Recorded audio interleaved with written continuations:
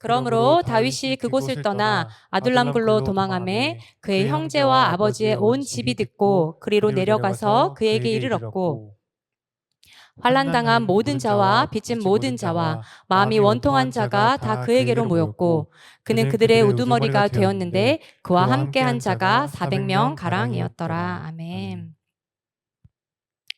네, 잠시만요. 이제 물을 좀 마시겠습니다.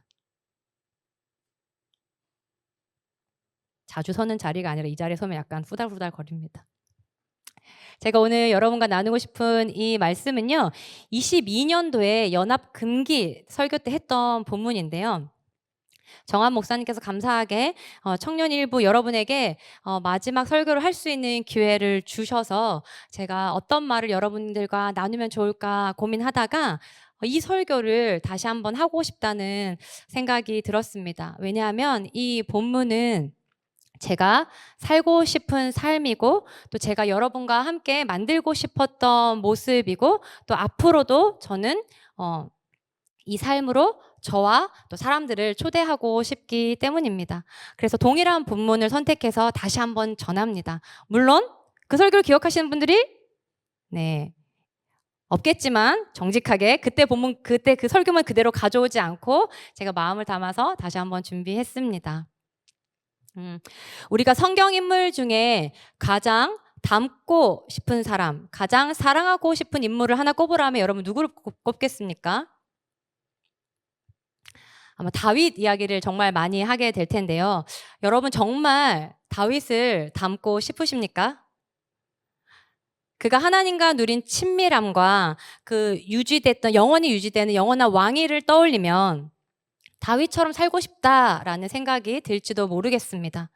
그런데 여러분, 다윗이 하나님과 누린 그 친밀함은요, 꽃밭에서 누렸던 삶이 아니었습니다.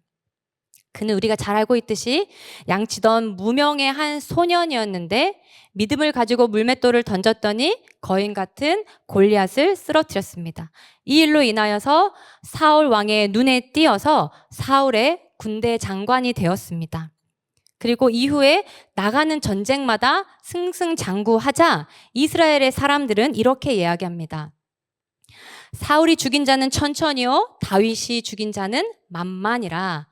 누가 더 훌륭하다는 얘기입니까? 다윗이 훌륭하다는 얘기입니다. 그런데 아직까지 누가 왕입니까? 사울이 왕입니다. 그래서 이 다윗을 미워하고 질투한 사울이 다윗을 죽이려고 했고 그로 인하여서 다윗은 도망자 신세가 되었습니다. 다윗의 마음이 어땠을까요? 오늘 읽은 본문이 이 다윗의 도망, 망명 초기의 상황입니다. 다윗은 사울을 피해서 제일 처음으로 어느 지역으로 갔냐면 놉이라는 지역으로 갔습니다. 그곳에 제사장 아히멜렉을 만납니다. 그 제사장에게 먹을 것과 칼 한 자루를 구걸하여서 받습니다. 여러분 근데 다윗이 지금 도망자이지만 도망자 이전에 신분이 뭐였다고 얘기했습니까? 군대 장관입니다. 오늘날로 말하면 국방부 장관이라고 얘기하면 될까요? 네. 그런데도 불구하고 국방부 장관이었는데 군대장이었는데도 불구하고 무기 한 자루를 챙기지 못한 채 급하게 도망을 쳤던 것입니다. 그런데 다윗이 이 노베에 있을 때에 사울의 신하가 그곳에 온 것을 다윗이 발견했습니다. 그러자 다윗은 두려워져서 다시 도망가게 됩니다. 노비라는 지역에서 다른 지역으로 도망가는데 이곳이 어디냐면 이방 나라인 블레셋의 한 성읍 가드라는 지역으로 도망치게 됩니다. 왜 이 이방 땅인 블레셋으로 도망을 가게 되었냐면 아마도 여기까지 사울이 쫓아오지 못할 것이라고 예측했던 것 같아요. 그리고 여기는 우리나라가 아니기 때문에 이스라엘 나라가 아니기 때문에 다윗 자신을 아무도 모를 것이라고 생각했던 것 같습니다. 겨우 칼 한 자루를 챙겨서 이스라엘의 군대 장관이 이방 나라인 블레셋의 가드 지역으로 도망쳤습니다. 그 당시 가드는 아기스라는 왕이 다스리고 있었습니다. 가드의 신하들이 아기스 왕에게 다윗을 발견하고 이렇게 보고합니다.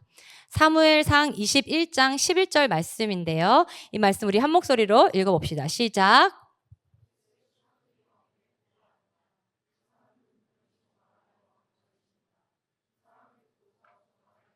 을 주며 이렇게 노래하였습니다. 사울은 수천 명을 죽이고 다윗은 수만 명을 죽였다. 네. 지금 이거는 이스라엘 사람들이 이야기한 게 아니라 가드 지역의 신하들이 이야기한 거예요. 사울은 수천 명을 죽이고 다윗은 수만 명을 죽였다. 이건 분명 이스라엘 백성들이 한 이야기였는데 이 소문이 이방 나라인 블레셋의 가드 지역까지 퍼지게 되었던 것입니다. 이 얘기를 옆에 있다가 들었던 다윗의 마음이 어땠을까요? 저 말 때문에 사울의 미움이 시작이 됐는데 이 소문이 이방 나라에게까지 난 거죠. 심지어 다윗은 아직 기름 부음은 받았지만 아직 왕이 아닌데 이방 나라의 사람들이 자신을 왕으로 알고 있는 것입니다. 다윗의 용맹함과 칭송일 블레셋 사람들도 들었던 것이죠. 한낱 이스라엘 백성이 블레셋 안에 있어도 안전하지 못할 텐데 그것이 착각이라고 할지라도 이스라엘을 왕으로 알고 있는 다윗이 블레셋 자기 땅으로 들어온 것을 아기스 왕 입장에서는 결코 반길 수 없는 상황이었습니다. 그러니 아기스 왕도 긴장할 수밖에 없어요. 왜냐하면 이 사람이 이 다윗이 얼마나 놀라운 용맹한 군인인지 군대 장관인지 알고 있었기 때문입니다. 그러니 그것을 본 다윗도 다시 긴장할 수밖에 없던 상황이었습니다. 이 상황에 관하여서 다윗이 블레셋에 있을 때 쓴 시가 있습니다. 그 시편 56편인데요. 제가 메시지 성경으로 읽어보겠습니다. 하나님, 내 편이 되어주소서. 사람들에게 이리저리 차이고 날마다 질밟히는 이 몸입니다. 하루가 멀다 하고 누군가 나를 두들겨 팹니다. 저들이 그것을 의무로 여기는 듯합니다. 주께서는 아십니다. 내가 잠 못 이루고 뒤척였던 숱한 밤을, 내 모든 눈물이 주님의 장부에, 내 모든 아픔이 주님의 책에 기록되었습니다. 다윗은 사울뿐만이 아니라 사울의 신하들, 그리고 블레셋 가드의 신하와 왕, 수많은 사람들에게 쫓기고 괴롭힘을 당하는 것처럼 느꼈습니다. 사방 어디에도 자신을 도와줄 수 있는 사람 아무도 없이 홀로 이 고통을 감내하고 있었습니다. 아기스 왕도 긴장하고 다윗 본인도 긴장한 이 상황에 다윗이 어떤 독특한 선택을 합니다. 그 선택이 무엇인지 사무엘상 21장 12절에서 13절인데요. 우리 한 목소리로 읽어봅시다. 시작. 다윗이 그 이 말을 그의 마음에 두고 가드 왕 아기스를 심히 두려워하여 그들 앞에서 그의 행동을 변하여 미친 채하고 대문짝에 끄적거리며 침을 수염에 흘리매. 어떻게 했다는 겁니까? 미친 척한 거, 미친 척. 아기스 왕이 다윗 자신을 친입자나 반역자로 오해하지 않도록 미친 채 하는 기지를 발휘해서 위기를 벗어나게 됩니다. 군대 장관이었던 다윗이 도망자가 되어서 무기와 먹을 것을 구걸했고 결국 이방 나라에 가서는 두려움 때문에 미친 사람을 흉내내는 데까지 추락해 버렸습니다. 다시 첫 질문을 드리고 싶습니다. 그럼에도 불구하고 여러분 여전히 다윗을 닮고 싶습니까? 임기응변을 통하여서 가드의 아기스 왕으로부터 다윗은 다시 도망쳐 나왔습니다. 그리고 도착한 장소가 오늘 읽었던 본문에 나오는 아둘람 굴입니다. 아둘람 굴에 대해서 부흥회 때도, 부흥축제 때도 오셨던 강사 목사님 말씀하셨고 그저께 금요 기도회 때 성찬 목사님께서도 짧게 언급하셨는데요. 이 아둘람 굴은요, 유다 지파의 영토입니다. 근데 이 위치가 블레셋의 가드와 베들렘 가운데에 위치한 곳이었다고 합니다. 그런데 이 아둘람 굴이 위치한 곳은 그 지형이 매우 험준하여서 은신처로 알맞은 곳이었을 것이라고 말합니다. 그 아버지조차도 귀하게 여기지 않았던 양치기 소년 다윗은 골리앗을 무찌르고 사울의 군대장으로 인생이 하늘 높이 치솟았습니다. 그는 이스라엘 사람들의 사랑과 칭송을 받았습니다. 그러나 안타깝게 사울 왕의 질투를 받고서 죽임을 당할 위기에 놓였습니다. 그때로부터 시작된 다윗의 도망 생활은요, 높, 블레셋의 가드, 그리고 험준한 산악의 아둘람 굴까지 이어졌고 이후로도 무려 10년이나 계속해서 도망자 생활을 해야만 했습니다. 다윗의 심정이 어땠을까요? 여러분이라면 어땠을까요? 저라면 너무 비참했을 것 같아요. 특히나 이 목숨을 구하고자 내가 미친 척, 침을 질질 흘리며 문자를 끄적거리던 이 미친 척을 한 후에는 제가 너무 싫었을 것 같아요. 이렇게까지 살아야 하나? 약간 비참한 마음이 들었을 것 같다는 생각이 들었습니다.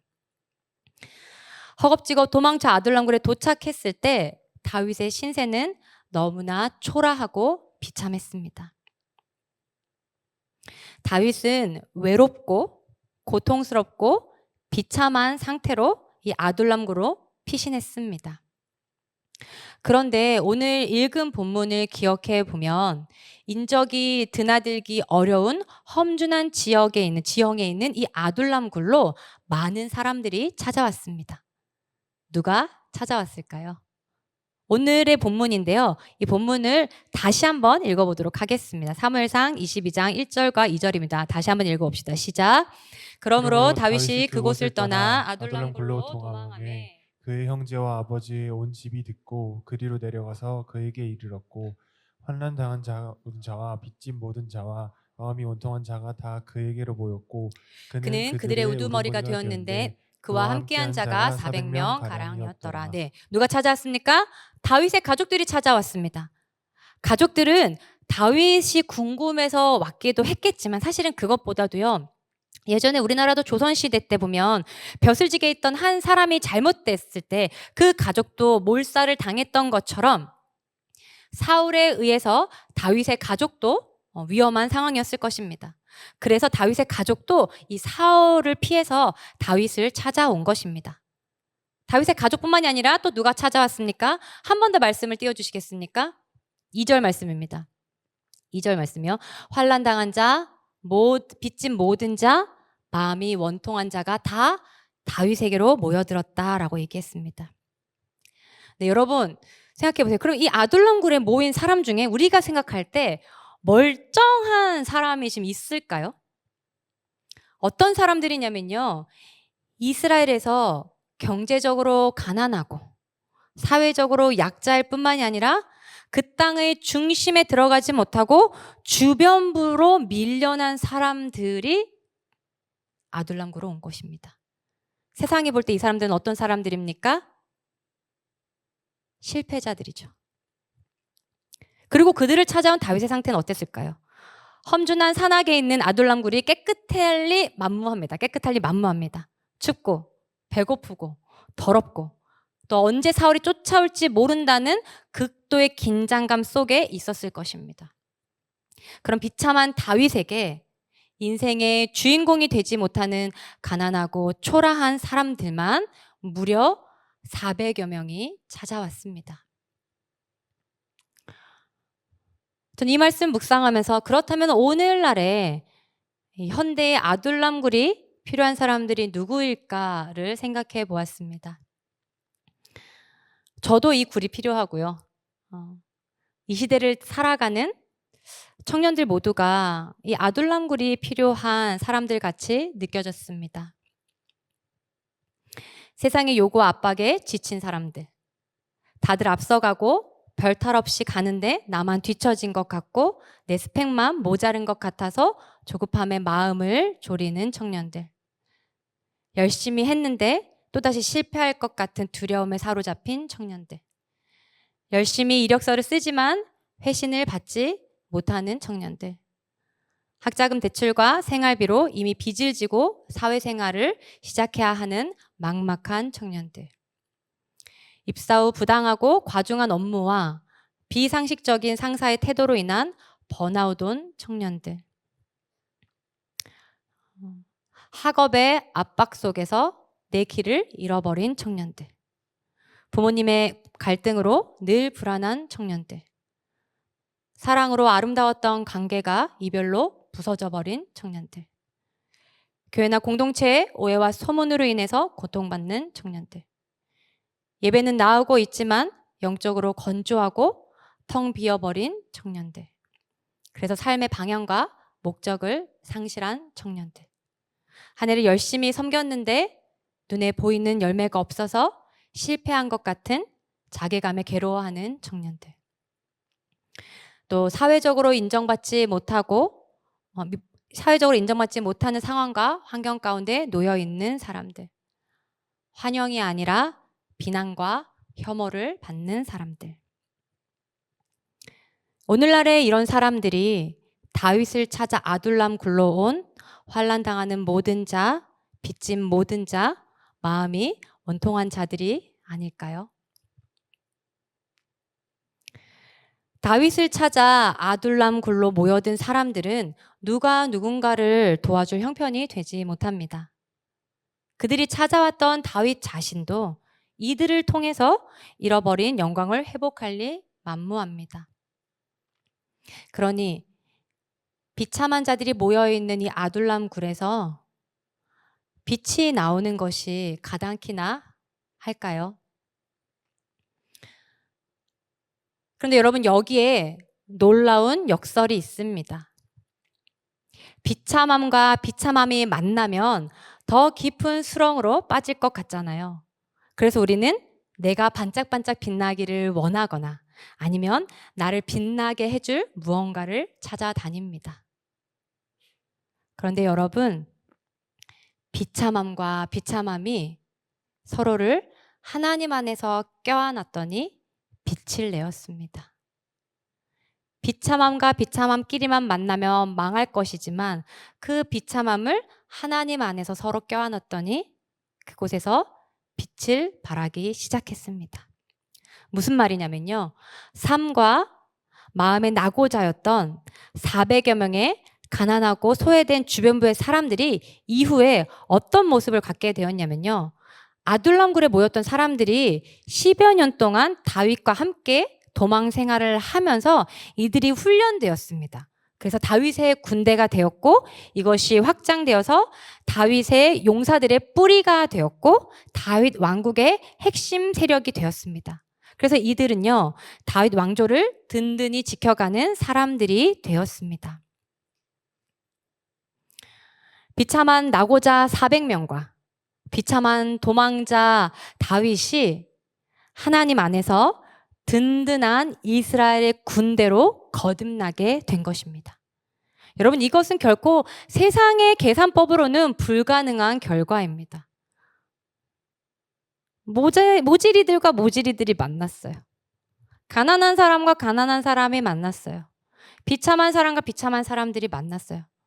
거기서 무엇이 일어날 수 있겠습니까? 그런데 하나님은 이 일을 하십니다. 누구를 통해서요? 뭔가 뛰어난 능력이 있는 한 사람의 리더를 통해서가 아니라 바로 아둘람 굴에 모인 삶과 마음의 낙오자들을 통해서요. 그러면 여러분, 오늘날에는 어디가 아둘람 굴이 되어야 하겠습니까? 저와 여러분이 있는 곳이요. 우리가 함께하는 레알 공동체가 아둘람 굴입니다. 우리는 교회를 완성된 사람들의 모임처럼 생각하기 때문에 상처를 받는 것 같습니다. 여러 번 얘기했는데 죄인들이 모인 곳이 어디입니까? 교도소죠. 감옥입니다. 그럼 교회는요? 주님의 은혜를 입은 죄인들의 모임입니다. 그러니 이곳이 어떻게 예쁠 수 있겠습니까?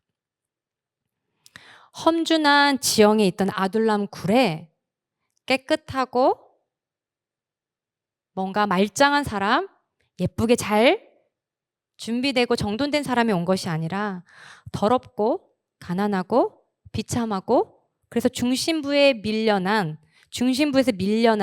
주변부에 있는 사람들이 모였는데 어떻게 아둘람 굴이 오합지졸이 아닐 수가 있겠습니까? 잘 떠올려보면 여러분, 우리가 그런 사람들 아닙니까? 아둘람 굴로 모여든 사람들의 모습이 바로 우리와 같은 사람들이 아닙니까?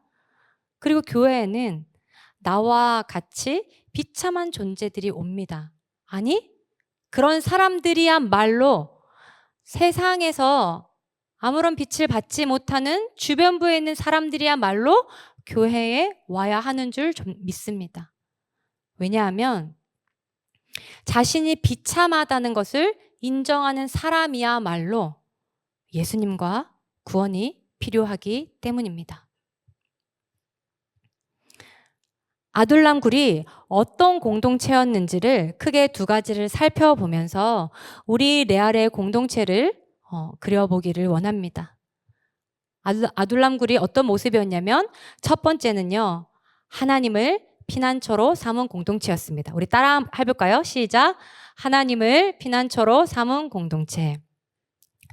다윗은요, 확실히 MBTI의 F 같습니다. 도망다니는 절체절명의 위기의 순간에도 시를 많이 썼어요. 아둘람 굴에 있을 때 썼던 그 다윗의 시가 있는데요. 시편 57편과 시편 142편입니다. 나중에 여러분이 이 57편과 142편을 꼭 묵상해 보셨으면 좋겠어요.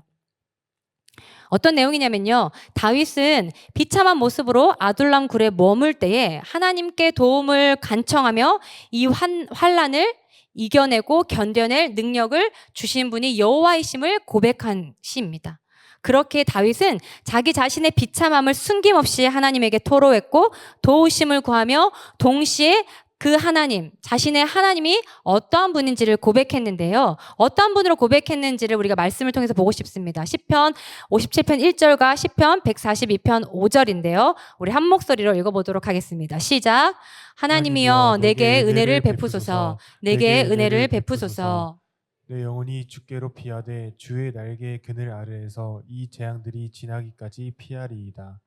여호와여 내가 주께 부르짖어 말하기를 주는 나의 피난처시요 살아있는 사람들의 땅에서 나의 분깃이시라 하였나이다. 네, 다윗이 고백한 하나님은 어떠한 분이십니까? 어떤 분이신가요? 피난처 하나님이라고 이야기합니다. 여러분 여기에는 언어적인 유의가 숨어 있는데요. 아둘람 굴이라는 이 단어의 원어적 의미가 뭐냐면 피난처입니다. 아둘람 굴 그 이름에도 피난처가 있는데 실제로 이 굴은 다윗과 또 비참한 400여 명의 삶과 마음이 낙오된 자들의 피난처가 되어 주었고 이 피난처 아둘람 굴에서 참된 피난처이신 하나님을 의지한 것입니다. 세상으로부터 버려진 것처럼 보였지만 다윗과 비참했던 400여 명의 사람들은 하나님이 피난처 되심을 믿었습니다. 죽음만이 기다리는 것 같아 보였지만 그 비참한 상황 너머에 하나님의 보호를 간구하고 그 보호를 경험했던 것입니다. 여러분의 삶이, 여러분이 속한 셀이, 또 우리가 함께하고 있는 레알 공동체가 바로 이와 같이 서로의 비참함을 판단하고 정죄하는 곳이 되지 않기를 바랍니다. 눈을 들어서 하나님이 우리의 피난처가 되시고 피할 그늘 되심을 고백하는 공동체가 되면 좋겠습니다. 우리가 이것을 함께 만들어 가기를 소망합니다.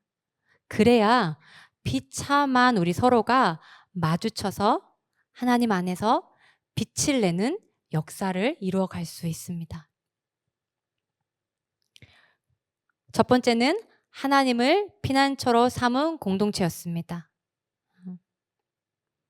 두 번째는요, 이 아둘람 굴이 함께 믿음의 훈련을 감당하는 공동체였습니다. 한번 같이 읽어볼까요? 시작.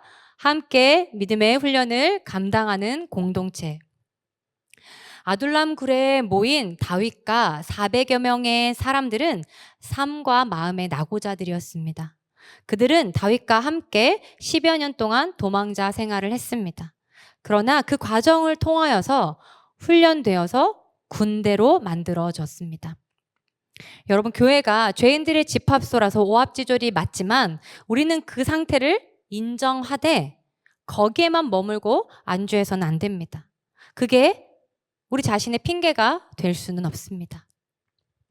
교회는 어떤 곳이 되어야 하냐면요, 상처난 사람들이 함께 모여서 예배와 말씀을 통해 함께 씨름하며 삶의 진리를 채워가는 곳이어야 합니다.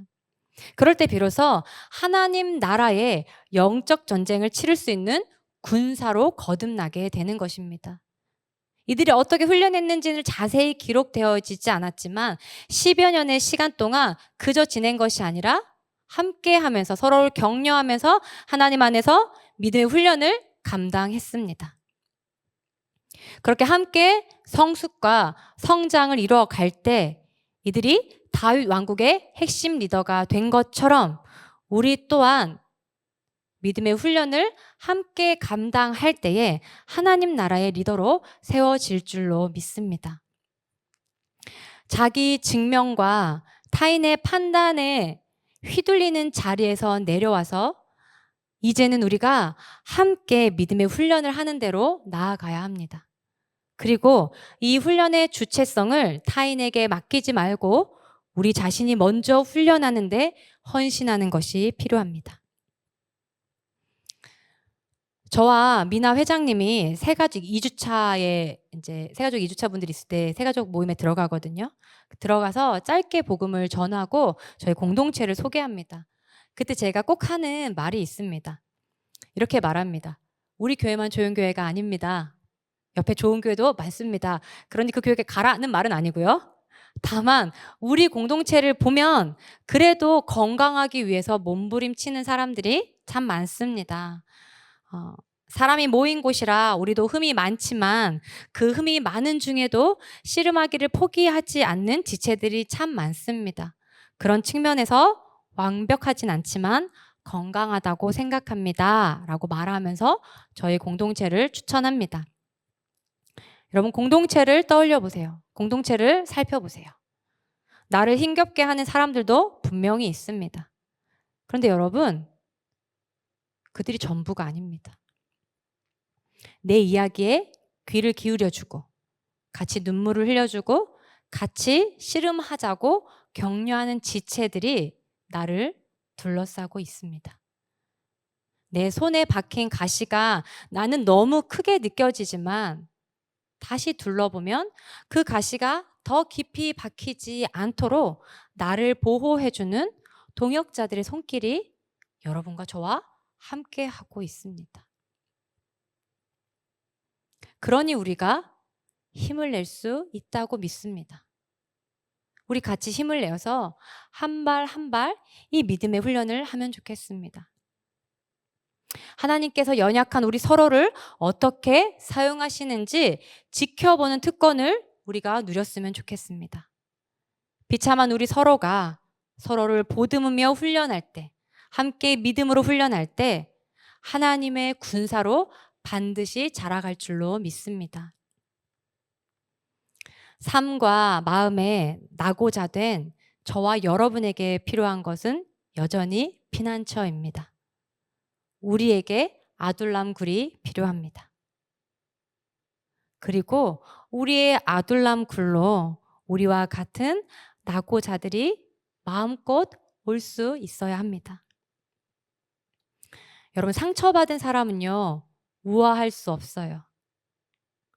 거칠 수밖에 없죠. 그러니 상처를 주고받습니다. 그래서 아둘람 굴은요, 상처투성일 수밖에 없습니다. 여러분, 비참함과 비참함만이 만난다면 망할 수밖에 없지만 그 비참함에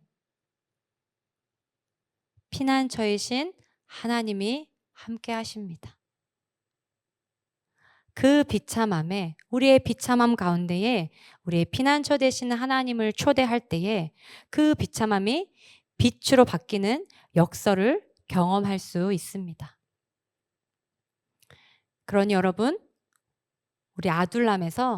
우리의 이 아둘람에서 피난처이신 하나님께로 나아갑시다. 피난처이신 하나님을 신뢰합시다. 그래야 거기서부터 우리가 함께 믿음의 훈련을 할 수 있습니다. 하나님이 빠진 채 우리끼리 아등바등 한다면 우리는 필경 망할 것입니다.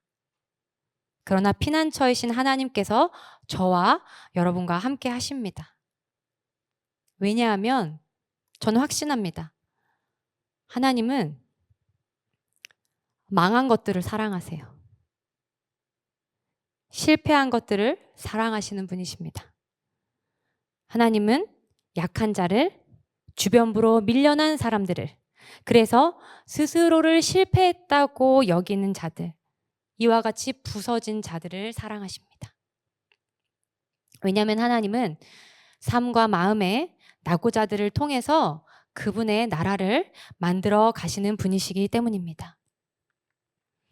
피난처의 신 하나님을 의지함으로 우리에게 허락하신 이 은혜의 아둘람 굴에서, 이 은혜의 레알 공동체 안에서 함께 믿음의 훈련을 하기를 소망합니다. 그래서 우리 하나님의 군대로 자라갑시다.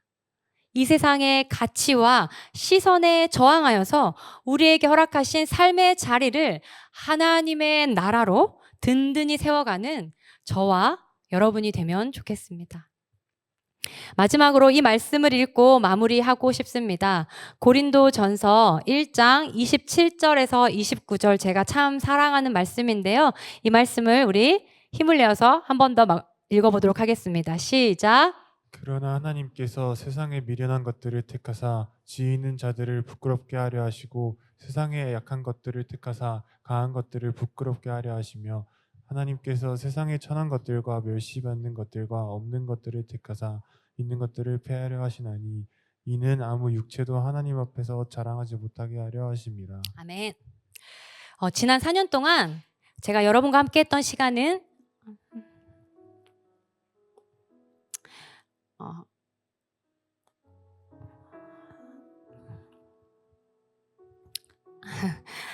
아둘람굴 같았습니다. 저는 이제 여기 오기 전에 모교에서 2년 사역을 했고, 그 전에 중국에서 3년 동안 선교를 했는데요.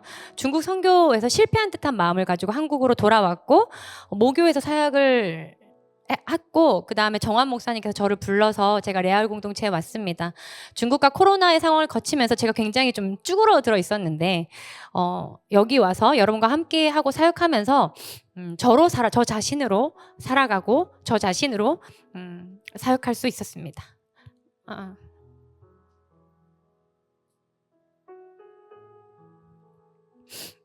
그리고 여러분의 넘치는 위로와 사랑을 받으면서 저도 자라갈 수 있었던 것 같아요. 제가 20여 년 정도 사역을 했거든요. 근데 그 20여 년 시간 중에서 여러분과 함께 했던 시간이 제 그 사역 인생의 봄날과 같았고 생각합니다. 힘든 게 없었다면 거짓말이지만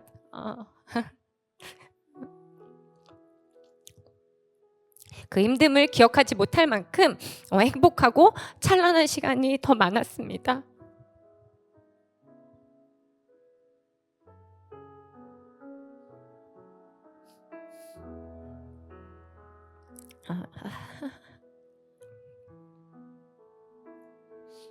죄송해요.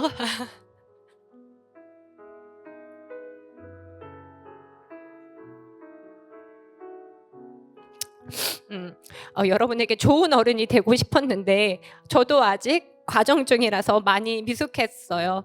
그래서 뒤돌아서 왜 그랬을까? 왜 그렇게 말했을까? 왜 그런 표정을 지었을까? 후회를 굉장히 많이 했고, 제가 할 수 있는 한 사과를 하기도 했습니다. 그런데 혹여나 저의 모자람으로 인해서 상처받은 분들이 있다면 주님의 넉넉한 마음으로 용서해 주시기를 부탁드립니다.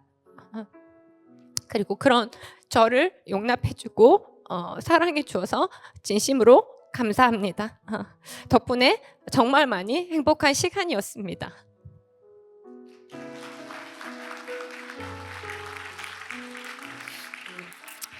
저는 예배, 공동체, 하나님의 나라가 제 삶의 키워드였는데, 여러분과 함께한 이 끈적끈적한 4년의 시간을 통해서 청년이라는 키워드도 품게 되었습니다.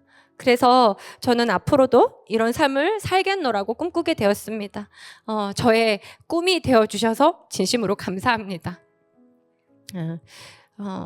계속해서 우리의 아둘람 굴이 되시는, 또 피난처 되시는 하나님을 의지하고 우리 서로가 서로에게 아둘람 굴이 되어서 우리와 같이 삶과 마음의 낙오자들에게 단단한 피난처가 되어주는 레알 공동체가 되기를 축복합니다. 그래서 우리의 비참함에 하나님이 일하시는 아름다운 공동체로 각자가 있는 곳에서 살아가기를 주님의 이름으로 간절히 축복하고 또 기도하겠습니다. 제가 다음 주부터 없어지는 건 아니고요. 저는 이제 청년 2부로 네, 그것 치고는 우니까 좀 너무 민망한데요. 저 어디 사라지는 거 아닌데. 네, 저는 이제 1월부터 청년 2부 사역으로 부서를 이동하게 되었습니다. 그래서 아마 여러분과 이렇게 가까이에서 있을 수 있는 시간은 아마 이제 이번 달이 마지막이지 않을까 싶습니다. 그런데 제가 영원히 떠나는 건 아니고요. 언젠간 또 떠나겠지만, 근데 어쨌든 제가 청년 2부에 올라가서 여러분들 소식들을 궁금해하고 듣고 또 저의 소식을 또 듣고 궁금해하면서 서로가 서로에게 필요할 때 또 여전히 마음에 서로의 아둘람굴이 되어주고 서로가 하나님의 피난처 삼았다는 것을 고백할 수 있는 믿음의 어떤 삶을 계속 저와 여러분이 살아가면 좋겠습니다. 네, 우리 시간 찬양할까요? 굉장히 좀 민망한데요. 네. 우리 이 찬양을 주님 앞에 올려드리면서 오늘 들었던 말씀을 기억하시며 우리의 마음을 결정하시면 좋겠습니다. 함께 찬양합시다.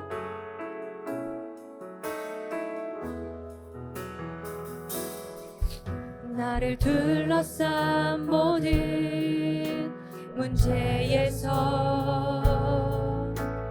고개를 들어 주님을 봅니다. 연약한 우리가 함께 모여서 겸손한 마음으로 고백합니다.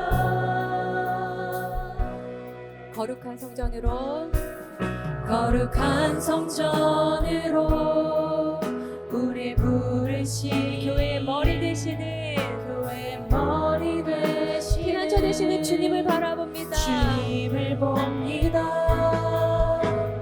연약한 우리가 함께 모여서 겸손한 마음으로 고백합니다. 부서진 찬미를 주님께 드립니다. 약하고 작은 마음을 아멘. 부서진 찬미를 주님께 드립니다. 다시 한번 우리 마음을 주님께 드리며 부서진 찬미를 드립니다.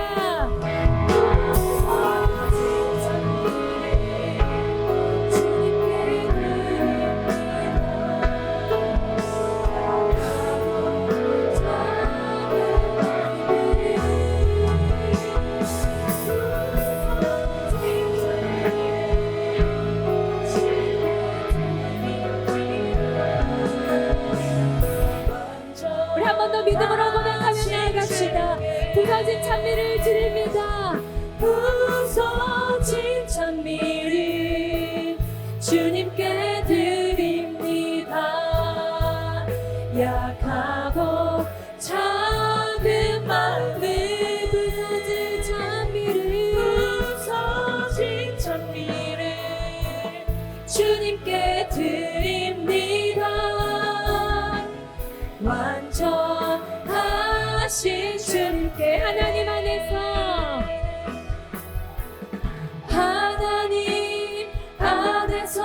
우리 서로 이어져 주와 거하실 성전이 되네.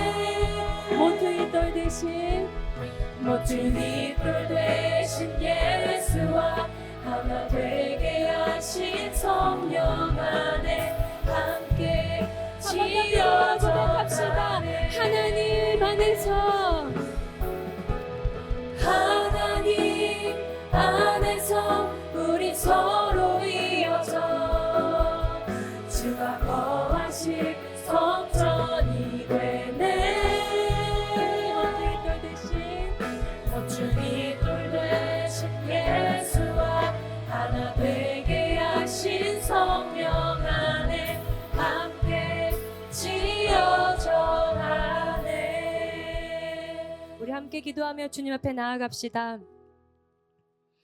비참한 나의 피난처가 되어주신 하나님의 사랑이 이제는 우리를 통해 흘러가기를 원합니다.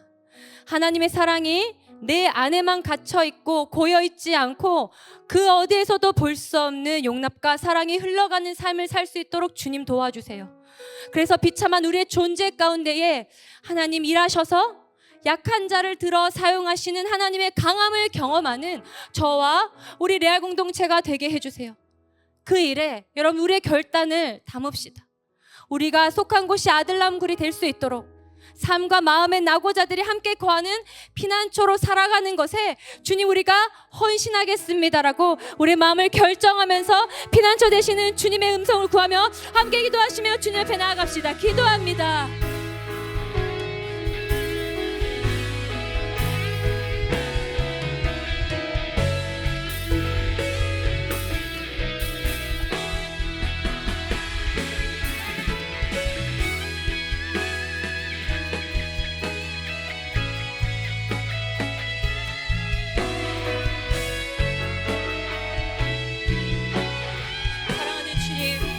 환대받은 자로 하나님 우리가 그 환대를 흘려보내는데 아낌없이 우리의 삶을 드리고 싶습니다. 내가 내 마음을 여는 것을 인하여서 내가 상처를 받는다 할지라도 하나님 다시 한번 내가 하나님의 사랑을 힘입어서 주님 앞에 나아가고 싶습니다.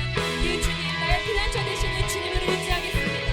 나의 피난처 되시는 주님에게 나의 시선을 드리며 하나님 우리를 피난처로 삼으신 주님과 함께 이 공동체 안에서 우리가 아둘람굴로 만들어가고 싶습니다. 그래서 하나님 함께 믿음 안에서 훈련함으로 말미암아 하나님의 나라를 위해서 싸워가는 하나님 군사로 우리가 마련되어지기를 소망합니다. 그렇게 우리를 단련시켜주시고 우리가 주님 안에서 함께 훈련하는 공동체가 될 수 있도록 도와주십시오. 그래서 하나님 우리가 서로의 비참한 가운데 하나님을 초대하고 하나님이 일하셔서 아름다운 공동체로 우리가 바라보기를 소망하오니 하나님 우리 아이들 한 사람 한 사람 가운데 주님 역사하시고 일하여 주시옵소서. 우리가 용기를 낼 수 있도록 도와주시옵소서. 용기를 내서 다시 한번 내디딜 수 있도록 도와주십시오. 하나님 두려운 우리 마음 가운데 피난처 되신 주님 우리 함께 하시는 그 믿음을 가질 수 있도록 도와주십시오. 여전히 우리는 연약하고 여전히 우리는 두렵지만 우리 가운데 함께 하시며 우리를 붙잡으시며 우리의 그늘이 되시는 주님을 의지하며 피난처 되시는 주님을 바라보는 우리 아들 공동체가 될 수 있도록 이 공동체를 주님 넘치는 은혜로 축복하여 주시옵소서. 그래서 하나님의 사랑 안에서 우리가 훈련되어지기를 소망합니다. 하나님의 은혜 안에서 우리가 단련되어지기를 원합니다. 그래서 하나님 다시 한번 우리가 영적인 군사를 거듭나여 이 세상의 가치를 저항하고 하나님 이 세상의 가치를 우리가 내려놓으며 하나님의 나라를 우리가 선포하며 하나님의 나라를 우리가 살아가는 자들이 될 수 있도록 하나님 한 사람 한 사람 넘치는 대로 주님 함께하여 주시옵소서. 하나님 나의 존재가 죄로 인해서 본래 비참한 존재였습니다. 하나님이 아닌 나를 주인 삼아 살던 어그러진 존재였습니다.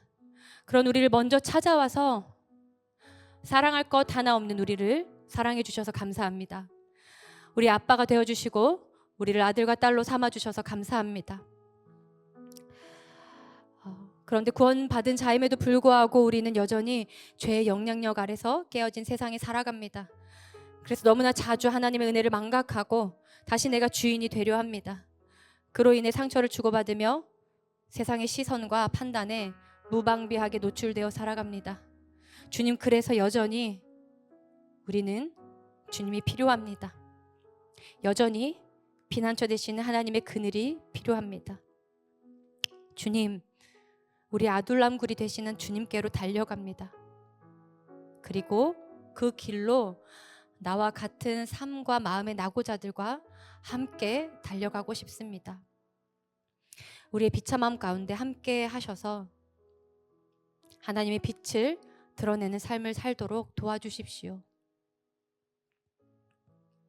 그래서 연약한 우리를 통해 하나님의 나라를 함께 꿈꾸며 살아가는 삶이 될 수 있도록 우리 가운데 일하여 주십시오. 사랑하는 주님, 이 일에 작은 나의 결단과 헌신을 드립니다. 이 결단의 씨앗이 깊이 뿌리 내려서 피난처이신 하나님을 의지하는 공동체, 함께 믿음의 훈련을 통해 주님의 군사로 자라가는 레알 공동체가 될 수 있도록 인도하여 주세요. 그래서 많은 이들이 이 사랑스러운 레알 공동체를 통해 위로와 회복을 경험하고 나아가 다시 누군가의 피난처로 살아가는 시작점이 될 수 있도록 귀한 레알을 축복하여 주시고 우리 레알이들의 헌신과 눈물을 기억해 주세요. 나는 빛나지 않아도 빛이신 예수님을 통해 우리 서로가 빛나는 삶이 되는 그런 선하고 아름다운 레알이 될 수 있도록 선하신 주님, 레알이들의 삶 가운데에 평생 함께 하여 주세요. 우리의 주인, 레알의 주인 되시는 예수님의 이름으로 기도합니다. 아멘. 여러분, 우리 그 자리에서 일어나셔서 주님께서 가르쳐 주신 기도를 함께 고백함으로 오늘의 예배를 마치도록 하겠습니다. 함께 소리내어서 주기도문을 하겠습니다. 시작. 하늘에 계신 우리 아버지여, 아버지의 이름을 거룩하게 하시며 아버지의 나라가 오게 하시며 아버지의 뜻이 하늘에서와 같이 땅에서도 이루어지게 하소서. 오늘 우리에게 일용할 양식을 주시고 우리가 우리에게 잘못한 사람을 용서하여 준 것 같이 우리 죄를 용서하여 주시고 우리를 시험에 빠지지 않게 하시고 악에서 구하소서. 나라와 권능과 영광이 영원히 아버지의 것입니다. 아멘.